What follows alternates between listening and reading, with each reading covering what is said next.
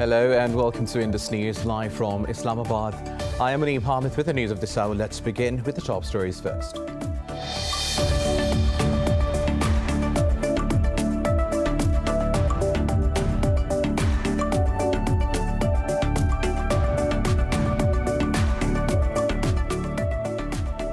In Pakistan, Army spokesperson Major General Babar Iftikhar has reiterated that there is no military solution to the Afghan conflict and talks are the only way forward. In an interview, he said that Pakistan will not allow its soil to be used against anyone. He added that Pakistan has increased security along the Afghan border and 90% work on the fencing has been completed.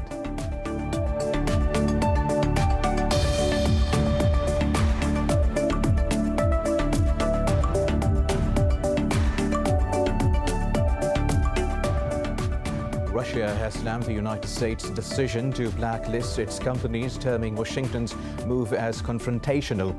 Russia's ambassador Anatoly Antonov says such actions contradict U.S. statements about the need to normalize bilateral ties. In a statement, Antonov said Washington did not give any specifics of violations by Russian companies.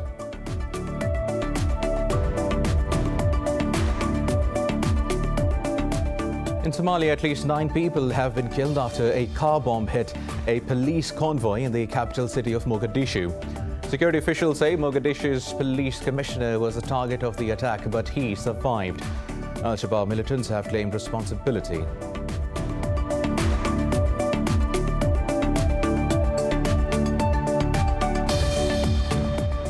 Brazil has reported more than 1,500 COVID-19 daily deaths, while the country's caseload crossed the 19 million mark. In Pakistan, 35 people lost their lives and more than 1,800 tested positive overnight. Globally, the coronavirus has claimed more than 4 million lives and has infected nearly 186 million others.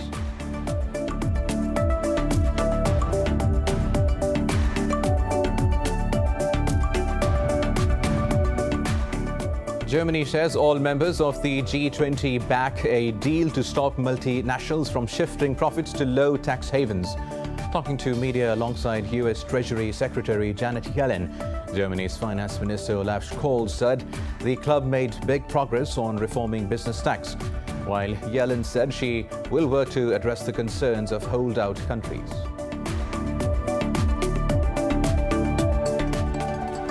Well, these were the top stories. News in detail after a short break. Stay with us.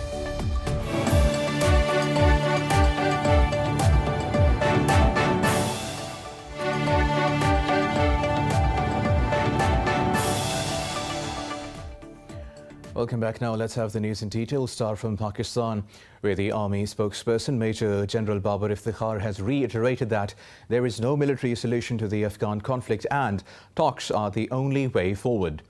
In an interview, he said the country will not allow its soil to be used against anyone.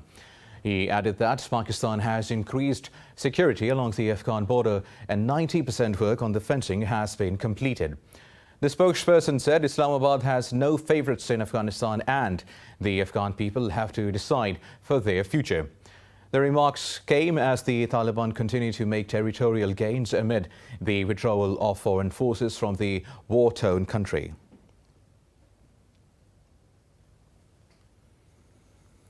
Meanwhile, in Afghanistan, 4 civilians have been killed in 2 separate explosions in Kabul and Kandahar provinces. Police said 2 civilians were killed and 4 injured in a blast in Kabul's District 8. They said 2 people were killed in a blast in the Daman district of Kandahar province. The police said 3 others were injured, including 2 police officers. Meanwhile, the Taliban claimed they have captured 3 more districts in Parvan and Laghman provinces. Earlier on Twitter, U.S. Secretary of Defense Lloyd Austin urged international pressure to resolve the Afghanistan conflict. Now, Turkey says it has agreed with the United States on the scope of how to secure Kabul airport after Washington withdraws from Afghanistan. Turkish President Tayyip Erdogan says Turkish and American defense chiefs have discussed the issue. He said during discussions with America and NATO authorities, Ankara has also decided on what would be acceptable for Turkey. Turkey promised to provide security for the airport once the troops leave next month. Kabul airport is the main exit route for Western diplomats and aid workers. Earlier, the Afghan government said it will extend necessary support to Turkey's mission at Hamid Karzai Airport. Moving on, Haiti has requested the US and the UN to send troops to protect key infrastructure after President Jovenel Moise's assassination. The bizarre murder has pushed Haiti deeper into a political crisis which may worsen growing hunger and gang violence. Elections Minister Mathias Pierre says critical infrastructure, including airports and ports, might be targeted. Pierre said the security assistance will also ensure timely presidential and legislative elections. They are scheduled for 26th of September. In response to the request, a UN spokesperson said troops dispatch is a matter for the Security Council to decide. Meanwhile, the US says it has no plans to offer military assistance at this time. However, it will send senior FBI and Homeland Security officials to assist in the ongoing investigations.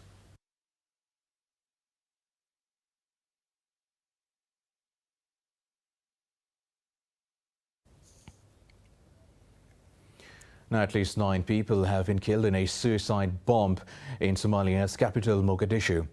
Authorities say a car bomb targeted a government convoy carrying Police Commissioner Farhan Mahamoud. They said Mahmoud has survived the attack while a score of people have been injured.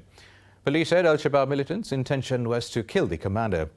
Claiming responsibility, Al-Shabaab said they killed 4 police officers in the attack and injured 5 others. They said all of them were the police chief's bodyguards. Now, Russia says the US decision to blacklist its companies is a confrontational move. Moscow says such actions contradict US statements about the need to normalize bilateral relations. Russia's ambassador said the US is restricting the access of domestic enterprises to high-precision technologies from abroad. In a statement, Anatoly Antonov said Washington did not give any specifics of violations by Russian companies. He said Washington, as usual, accused firms of buying electronic components from the United States for Russian military programs. Antonov added this approach does not stand up to scrutiny. Earlier, the US Department of Commerce added Russian individuals and firms to its blacklist. The department said its actions followed its attempts to procure items for activities contrary to national security. Now, Ukraine says hackers linked to the Russian government attacked the website of its naval forces. In a statement, the Defense Ministry said the hackers published fake reports about the Sea Breeze 2021 military drills. It said there have also been unsuccessful denial of service attacks on the Defense Ministry portal. The ministry said the entire Kremlin propaganda machine was involved in the operation. It said the threat has now been eliminated and the Navy's website will be restored in the near future.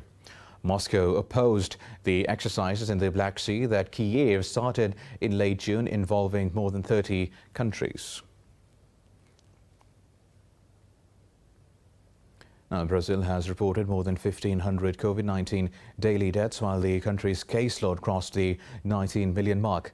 Globally, the coronavirus has claimed more than 4 million lives and has infected nearly 186 million others. More about the pandemic in this report.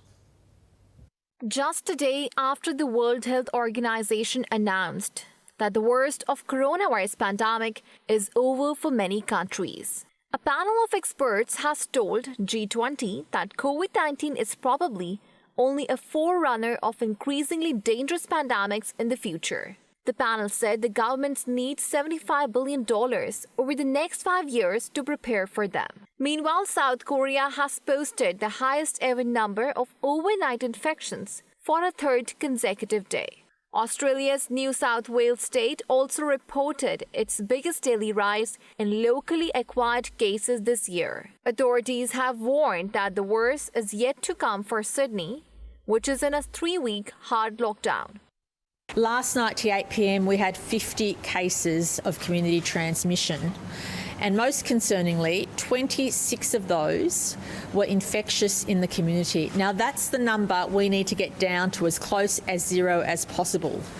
And when you know that there's 26 cases that were infectious in the community, the only conclusion we can draw is that things are going to get worse before they get better. In Europe, the money-making summer season is in jeopardy for the second year in a row as Delta variant sweeps across the continent. Spain's Canary Islands and its Mediterranean region of Valencia have asked the government to bring back curfews to counter soaring cases.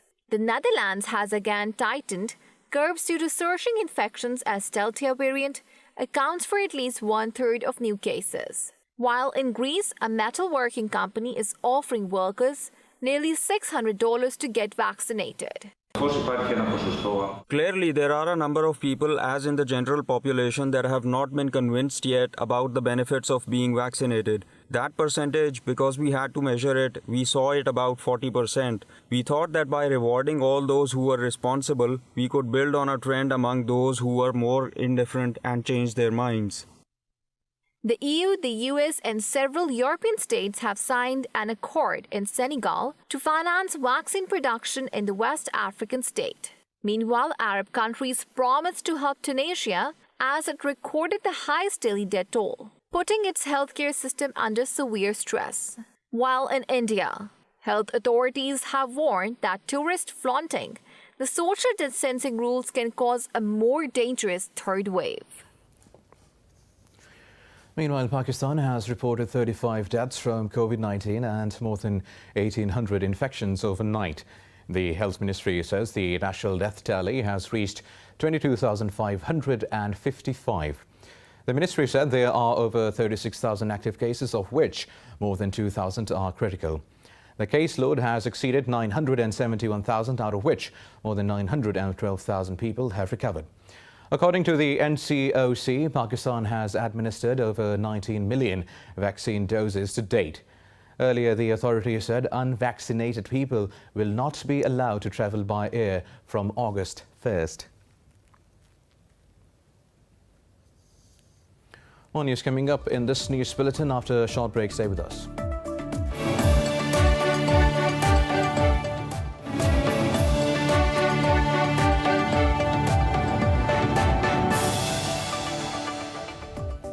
Welcome back. Now, in Argentina, hundreds of protesters hit the streets of the capital, Buenos Aires, against the government on Independence Day. This comes as the South American country reels from a failing economy made worse by the pandemic. The demonstrators expressed their discontent with President Alberto Fernandez and his policies. They called for better representation, improved wages and employment opportunities. According to the UN data, Argentina's health crisis is expected to drive millions of people into poverty. Estamos por nuestra patria. We are here for our homeland, for freedom, for the crop to get out so that our children don't have to leave the country. That is what we want. And we want to live in peace with the government that thinks of the homeland, that thinks of our wages of employment. Meanwhile, hundreds of farmers protested against the government's measure to limit exports on some beef cuts. Now, moving on, the UN Security Council has extended a cross-border aid operation into Syria from Turkey. This comes after Russia agreed to a compromise in talks with the United States, ensuring United Nations aid to millions of Syrians for 12 months. The 15-member council unanimously adopted a compromise resolution that asks for a UN report on Syria aid access in 6 months. Diplomats say the resolution does not require another vote in January to extend the operation again. The council first authorized a cross-border aid operation into Syria in 2014 at 4 points. Last year, it reduced the operation to 1 point from Turkey due to Russian and Chinese opposition over renewing all 4.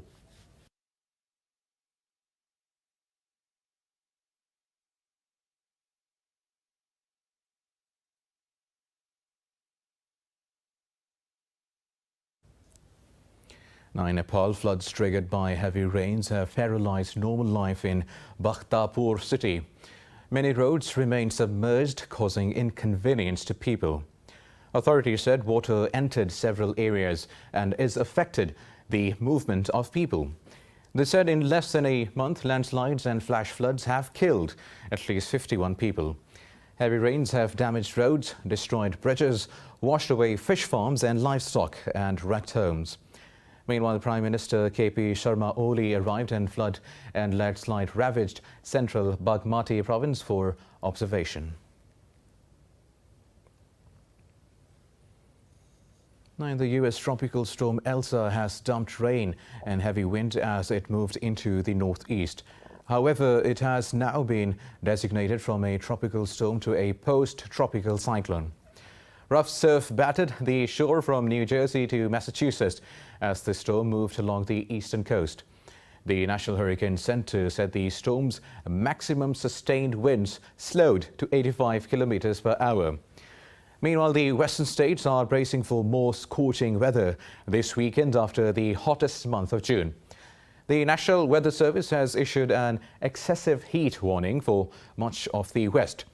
It has predicted dangerously hot conditions in multiple states, including California, where temperatures can soar up to 130 degrees Fahrenheit. A Northern California wildfire has also prompted Nevada authorities to evacuate a border area community.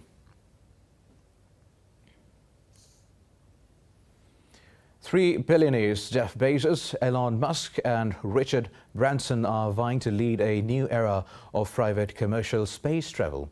More about the billionaires' space race in this report.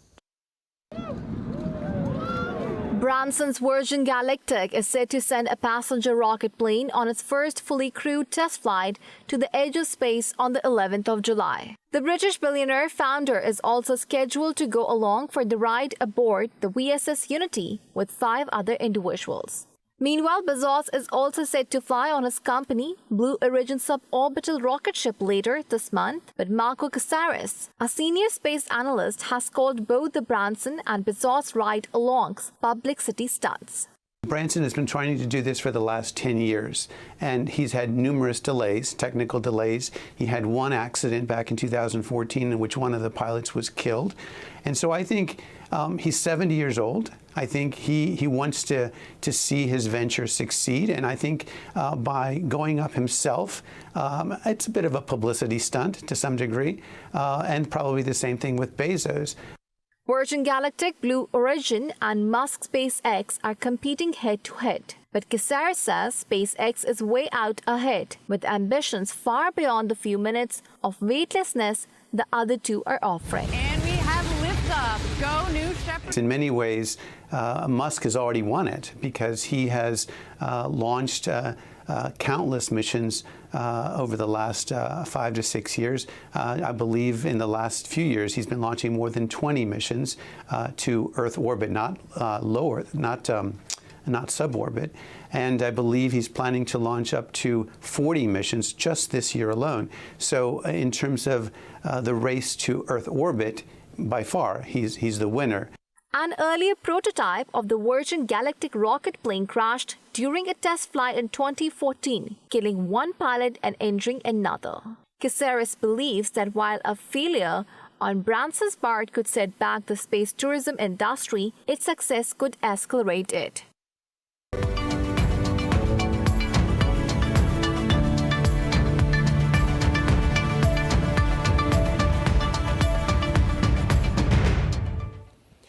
Now, in business stories, Germany says all members of the G20 back a deal to stop multinationals from shifting profits to low tax havens. Talking to the media alongside U.S. Treasury Secretary Janet Yellen, Germany's Finance Minister Olaf Scholz said the club made big progress on reforming business tax. He confirmed that all G20 economies were on board for the pact. But the Treasury Secretary said a handful of countries were still opposing to it. Yellen said she will work to address the concerns of holdout countries.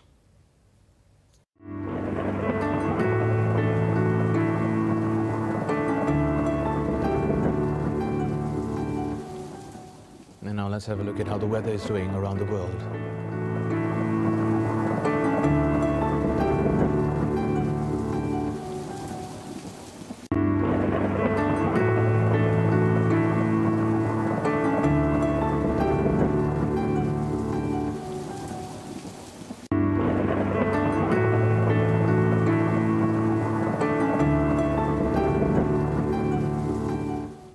Well, that is all for now. For the latest updates, you can follow us on social media at Indus.News. Take care.